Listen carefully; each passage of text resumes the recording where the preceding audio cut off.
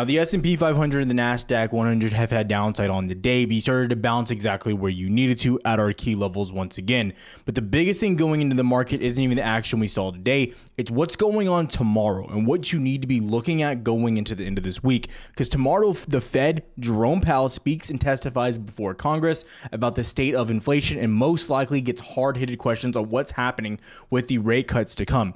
Now, I do believe he's going to give some confirmation of a direct deadline or the kind of criteria for time when this will happen. I'm going to break it down right here. We'll also be live here on the channel tomorrow going over all this information as well. So make sure you're tuning in and you're paying attention to all that. Let's get right to it. Now, when we look at everything taking place, let's go into an account for all the levels that we're watching, right? So we had that bottom level down here mentioned from Lux Algo or Algo that's happening right there. Again, the link for that's down below so you can check them out. You can see that in our volume script. But again, we broke down towards 17.8 and we started to find buyers from there. Now, again, when we look at something like the daily, it gets a little bit more clear. We can actually get rid of some of these small levels so you can really see all the ones that really matter. But again, we've almost hit everything to the T right in here as well. And as you go to like the 15-minute, you can see all of our levels being respected. Those were on the newsletter as well. And you can see we came back in like 18K and rejected, right? And that's where we kind of ended the day with buyers showing up at the very end. Now we go to ES. You can see a little bit of a different chart. A lot of straight down action, right? Now, where we ended it back was back at 50.66. Why is this level important? It's something that we've been talking about extensively. It was our previous all-time high right there from February 12th. So again, it's pretty interesting where we're coming back into.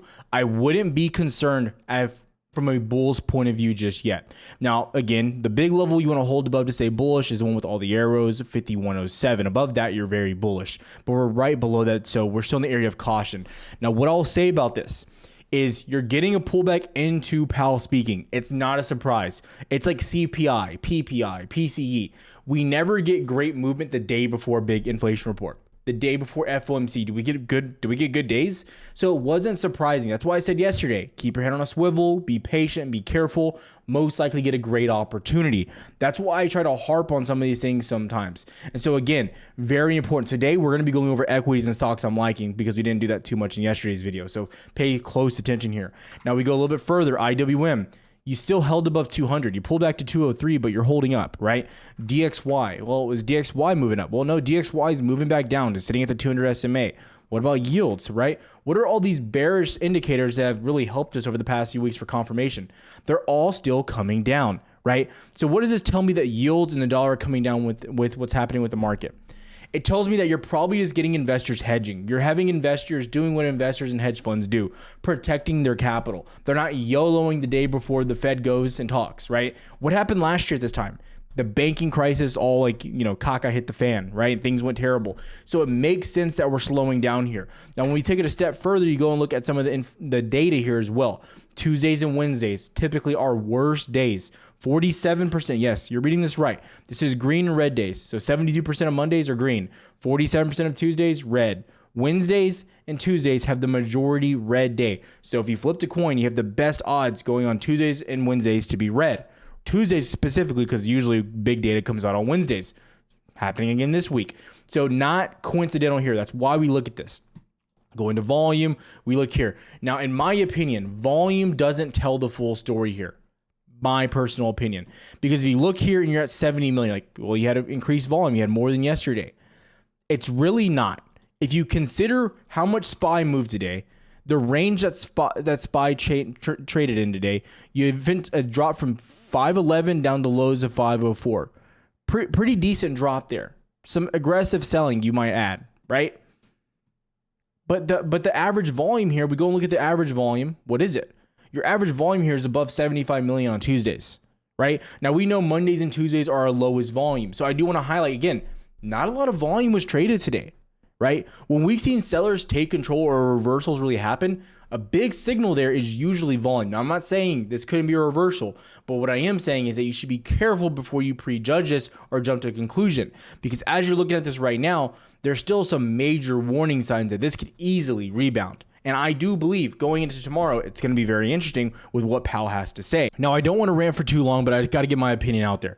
When you're looking at what's happening ahead of this meeting, okay, it's kind of minuscule the amount of things that Powell could say that are going to be negative. Because if I'm looking at this, I'm looking at it from the viewpoint of what has Powell said up to this point.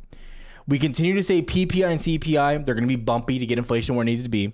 He's now changed his thesis. He's like, we need to get to 2%. That's the target. But now it's like, we don't need to get all the way to 2%. We just got to get close to there, right? So he's slowly changing that tune. He's said, essentially, the one-year mark is what they're looking for as long as inflation's not rallying back. We're looking for that early summer cut. Now, again, going into this, he's going to get a lot of pressure, in my opinion, from Congress. When are we getting cuts? When is this happening? Especially with elections that are coming. Biden desperately needs this, right? He needs something to give a little bit of momentum for what's happening here. Even if some of you don't think he's running, whatever. He still needs it. Okay, he needs it. So it's very important what's happening over, the next few days.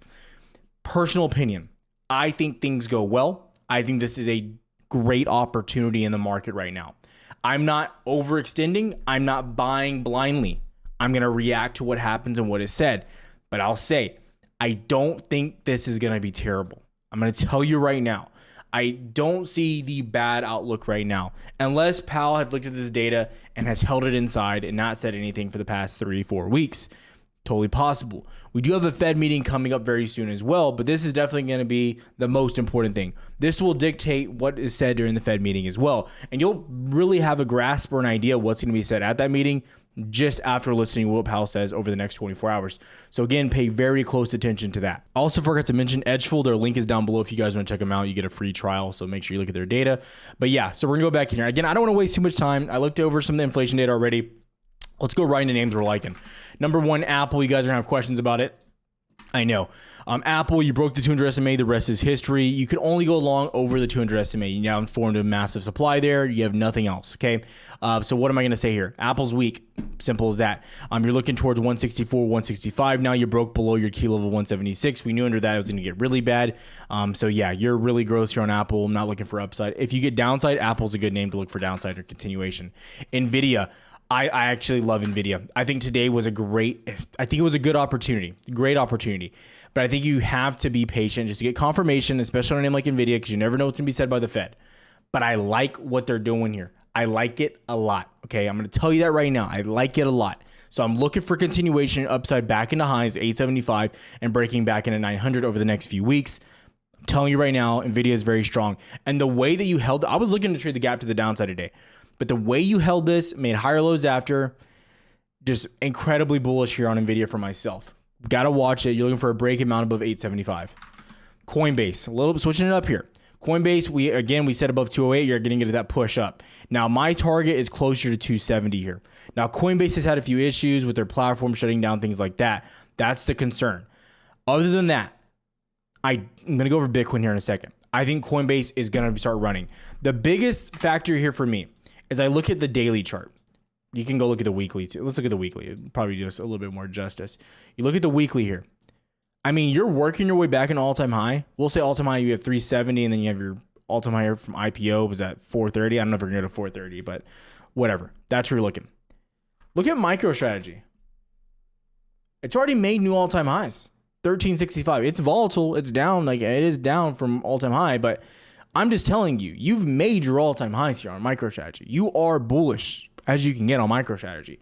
So it's important to understand how we're moving and where you're at currently. Big opportunities. There's some risk with these names, but definitely got to keep your eyes open. I think Coinbase is the main name to watch. As long as you're above 208, 210, I like it. You're getting almost a perfect retest as well. Break, retest, continuation. That's what you want to see. Giving you an idea of Bitcoin. Not surprising that Bitcoin retraced. You hit all-time highs today and you came back into this little bit of a zone that you established, a little wick, and you're bouncing back through it. You want to see buyers step back in here. All you're looking for confirmation is getting back above 64K. If you get back above 64K, it's an easy long for me. That's what I'd be looking for. Do what you got to do. Also to Ethereum, want to take a look here. I think Ethereum is also a great play, so I'm not picking and choosing. Those are the names that I'd be watching there in particular. Now, going back into this, let's go into Amazon, some of these other names. Amazon, you're trying to hold your level here, 173.5. This is where we initially went long on Amazon way back. You have a little demand formed here. Again, I want to see Amazon push back into 175.4, mount that back into 177, mount that back into 181. I like the opportunities here. If you start to break back below 171, you're looking for this to get back down to 167. So it's really simple. The only area you're not looking to trade is I am not looking to trade whatsoever in this range right here. It's a no trade zone for me. So keep that in the back of your mind. AMD, very strong, very, very, very strong. Look at the amount that you had today. So again, you had a little quick retest of like 200 right there today. At open, pushed back up. Semiconductors are still incredibly strong. I don't know how else to say this. It's the strongest area of the market. I said it from the beginning of the week. I said this is the number one sector you have to focus on this week because that's where you're going to make all your money this week. It's killing it. They're doing very well. Keep them on the top of your chart. Microsoft's the biggest letdown of the week, okay? Now, again, you've had great opportunities to trade this. Under 407, we said 403, 404. You came down to 400, 401, okay? What you want to see from Microsoft to go long, and you have to be very careful here now, is you have to mount 415. The problem is, though, is you're getting false mounts, and they're not getting you confirmation. So you're getting decent holds over, and then you fall back through. I don't know how Microsoft isn't running here. Very big bull here. I like what they're doing. It's totally possible you're doing a part 2 of this to where you consolidated in this range. Remember 370, 360, it was brutal, but the breakout was awesome. It's totally possible you're doing the same thing. You're basing at highs, making a range, and you're just bouncing and bouncing and bouncing. Totally possible.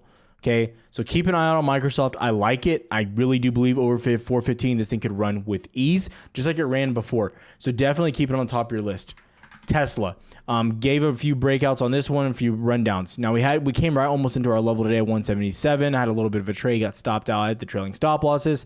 But again, you're pushing back down to lows.